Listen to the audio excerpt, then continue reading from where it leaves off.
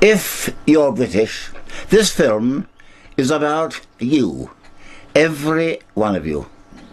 Something is happening in Britain which increasingly intrudes into the way you live. Traditional customs, familiar and trusted patterns of a liberal, compassionate society, the British way of doing things, all are disappearing and being replaced by a frustrating avalanche of alien regulation and bureaucracy.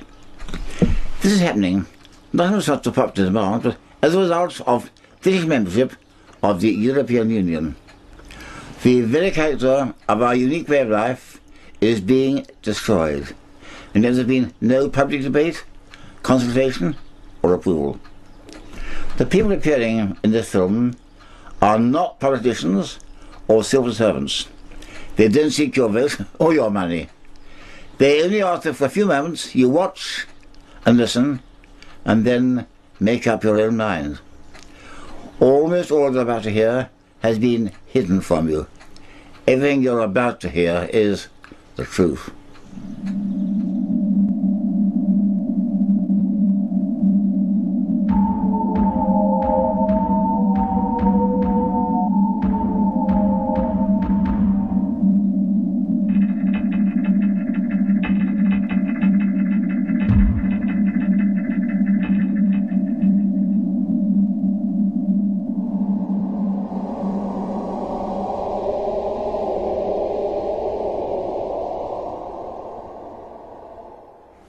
For the last 34 years, British politicians have been hiding from you the fact that they've been handing over the governance of your country to Brussels.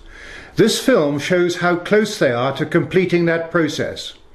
In 1972, the British people were told that they were joining something called the Common Market. They were assured by Prime Minister Edward Heath that this was just a trading arrangement and involved no loss of essential national sovereignty. In this, the British nation was seriously and deliberately deceived. Today, as a result of that 1972 arrangement, British national identity, a British government, and British independence are about to be sacrificed.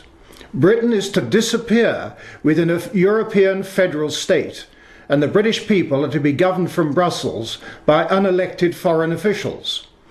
A succession of British politicians have continued that 1972 deceit and secretly stripped Britain of self-government. Details of this whole process have been suppressed and kept from you. Most people in Britain haven't a clue as to what is happening. Christopher Booker explains why.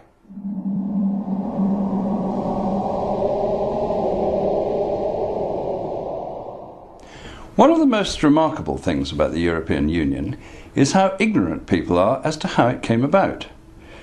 A few years ago, when my colleague Richard North and I began researching the history of what is called the European project, we were astonished to find just how distorted and inaccurate all previous accounts of this story had been.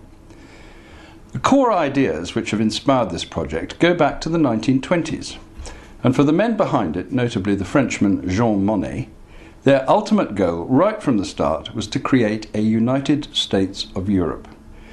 Their aim was to place the peoples of Europe under a form of government like nothing the world had seen before, a government that was supranational. To achieve their goal, they came up with two brilliantly clever ideas.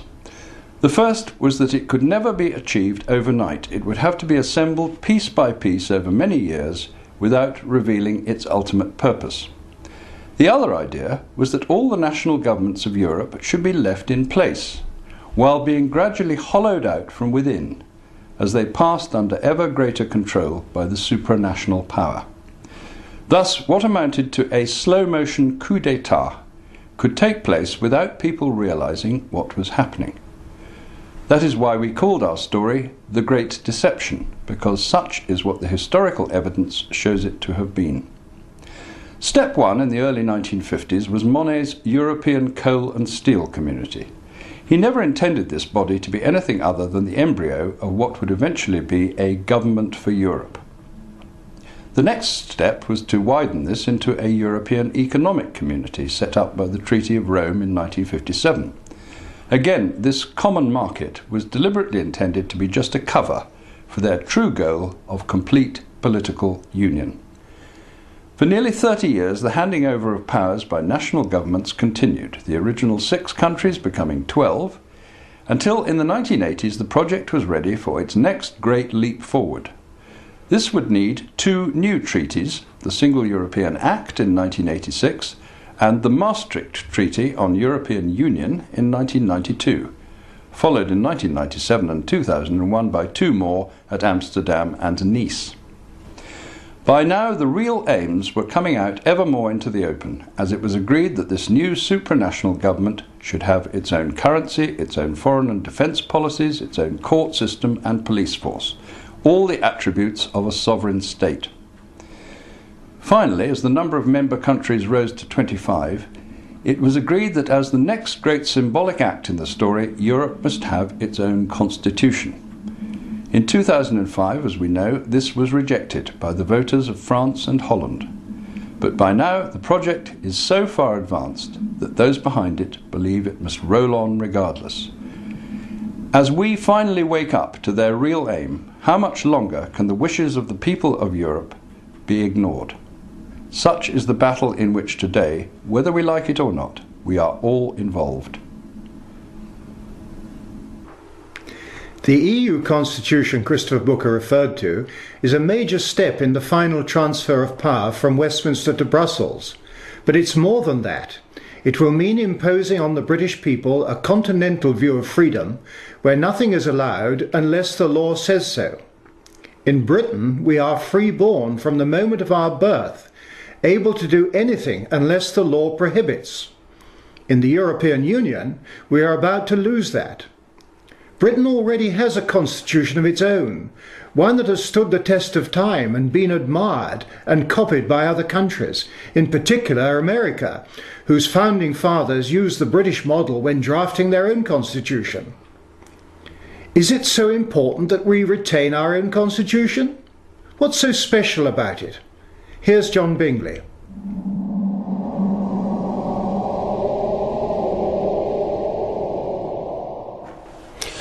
A constitution should define the relationship between the governance of a nation and its people, setting limitations on power and providing the people with safeguards that protect them by securing the means of redress and remedy. We most certainly do have a British constitution, and it does just that. Our constitution has evolved over many centuries and consists of much written law. The best known examples are the Magna Carta in 1215 and the Declaration and Bill of Rights of 1688-9. In Britain we are governed according to the rule of law. The rules contained in our constitution define how we must be governed. Primarily, the Coronation Oath stipulates the rule of law as the only means of our lawful governance and places limitations on the use of executive power. Those limitations stop the divine right of kings. There ought to be no divine right of politicians either. In short, the British Constitution and the rule of law provide a framework for government by creating boundaries and constraints on the exercise of power. Dictatorial power can only come about when the ruler has both the power to make the law and to enforce it. Mussolini, Hitler and Stalin all achieved this total authority, resulting in staggering bloodshed. Our unique British Constitution prevents such unification of power taking place and places limitations on the use of executive power. Those limitations stop the divine right of kings. There ought to be no divine right of politicians either. In short, the British Constitution and the rule of law provide a framework for government by creating boundaries and constraints on the exercise of power.